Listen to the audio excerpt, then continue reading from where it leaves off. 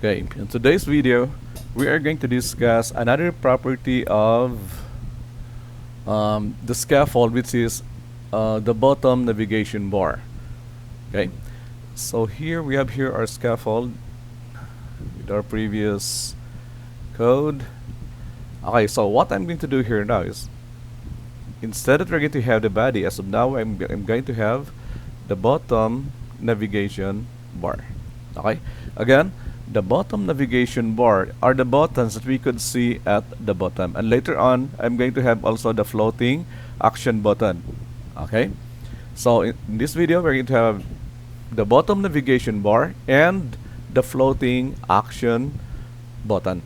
Okay, so we're going to have first the bottom navigation bar. So bottom navigation bar needs a widget, okay, of bottom navigation bar. So you have here bottom navigation bar, bottom. Okay, you have it there. Bottom navigation bar.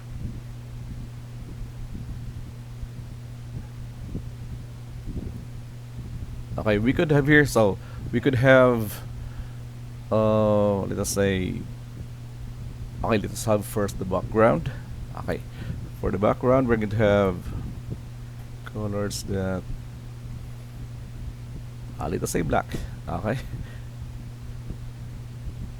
what else?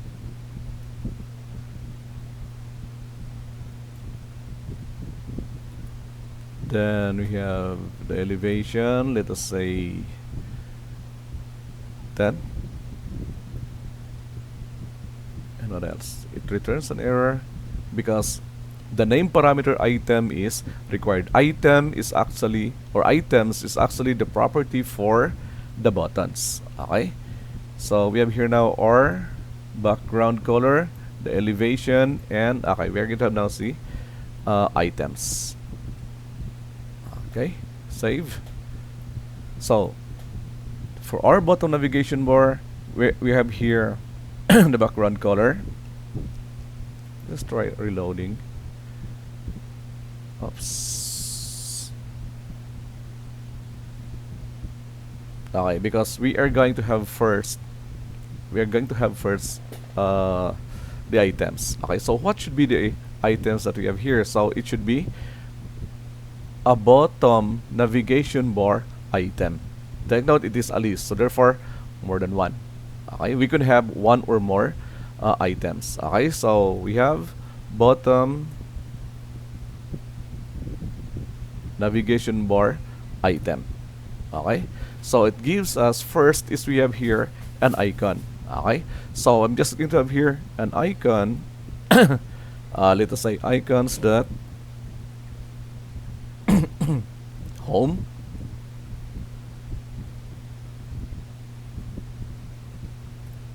Okay, then we're going to have no icon. Then we're going to have the label.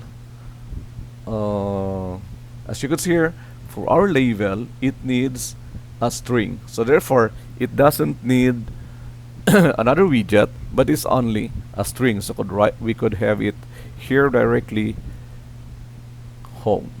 Okay, save. Okay, I'm going to write a comma here, save. One, two. Okay, so that's home. Then let us say another button.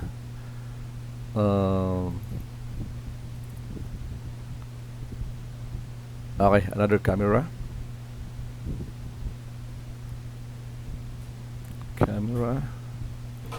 Then let's say images. Then the last is we have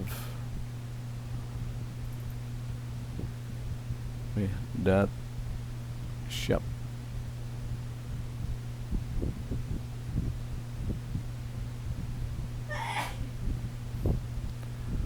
Okay, so we're going to have the shop. Then for the label, we're going to have shop.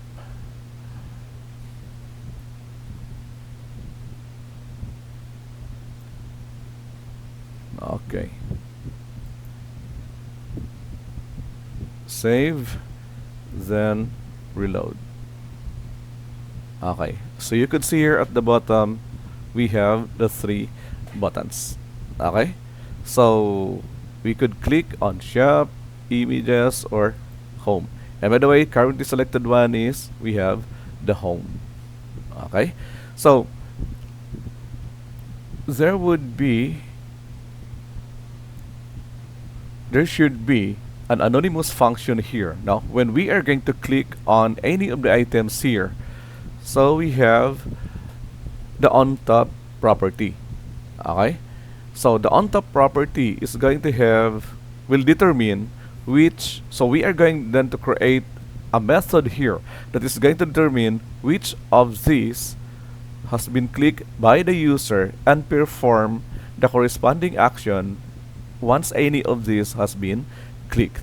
Okay, but as of now, since we still have that discussed the methods, okay, on how are we going to create methods with Flutter or Dart, so that is why we are just going to leave it as it is as of this moment.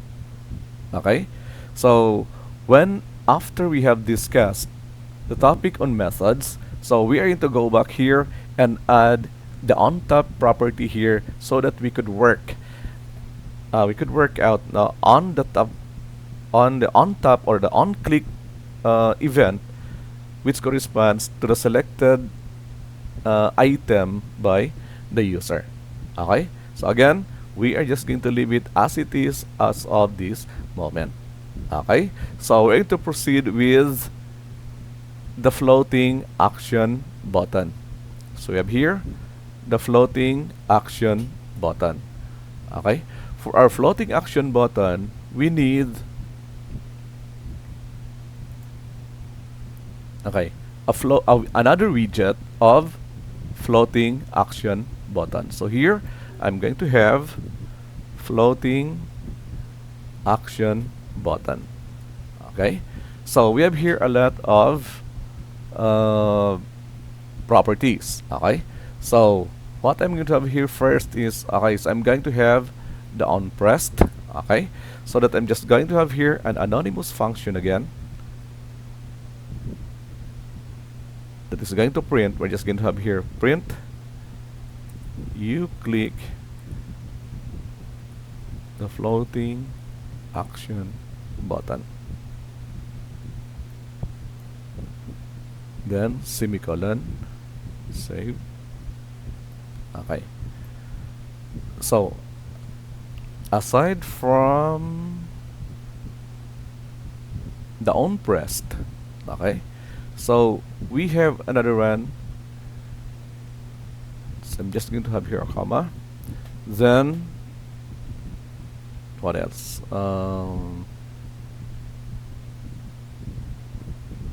We have here a child. Okay, the child is the one that is going to be displayed. It could be a text, or in my case, I'm just going to use an icon. Icons that add the plus sign. Okay,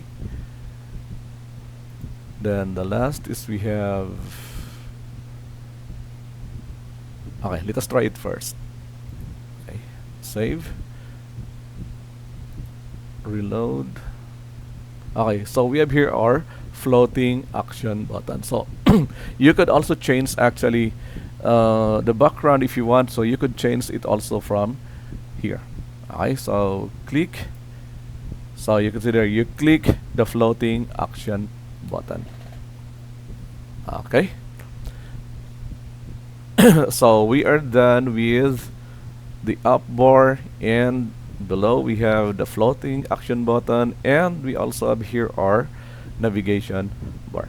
Okay, so on the next video I'm going to discuss the drawer. Okay, the side menu here, that the one that when you are going to click on the hamburger menu here, it is going to open a sidebar menu. Okay, so that would be for our next video, and I hope you have fully understood, okay, the function of this widgets here, except for the on top event of this one.